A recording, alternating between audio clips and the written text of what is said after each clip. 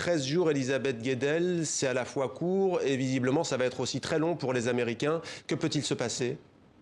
Oui, c'est une question que tous les Américains se posent aujourd'hui, même si Donald Trump promet une transition en bonne et due forme. Est-ce qu'il va tenir sa promesse?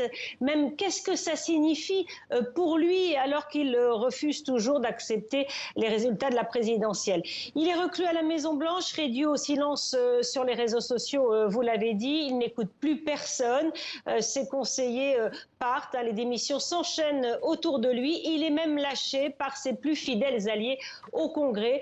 Y compris Lindsey Graham, vous allez l'entendre, c'est un sénateur qui est resté fidèle pendant toutes ces années, mais là, il a été sans ambiguïté. C'était la nuit dernière au Congrès. Trump et moi, nous avons fait un sacré chemin. Je déteste que ça tourne ainsi. Oh mon Dieu, je déteste ça. De mon point de vue, il a été un président conséquent. Mais aujourd'hui, ça saute aux yeux. Tout ce que je peux vous dire, c'est ne comptez plus sur moi. Trop, c'est trop. J'ai essayé d'aider.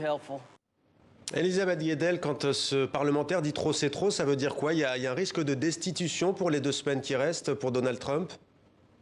Écoutez, de plus en plus de voix s'élèvent pour demander que Donald Trump soit écarté du pouvoir. Une centaine d'élus au Congrès, élus démocrates, demandent effectivement qu'il soit retiré du bureau ovale, y compris le chef de la minorité démocrate, Chuck Schumer. Alors le 25e amendement a été évoqué au sein même du cabinet Trump.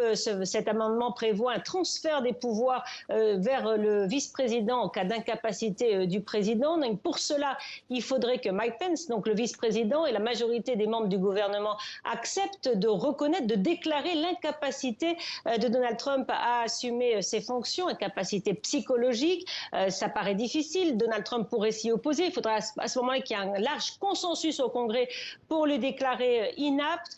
On évoque aussi l'impeachment, mais là encore, c'est très court. Il faudrait que démocrates et républicains au Congrès s'entendent pour raccourcir au plus vite, prendre des mesures d'urgence pour que cette procédure s'accélère. Très compliqué. Est-ce que Donald Trump partira de lui-même? En tout cas, je peux vous dire que les Américains ont hâte aujourd'hui de tourner cette page dramatique de leur histoire.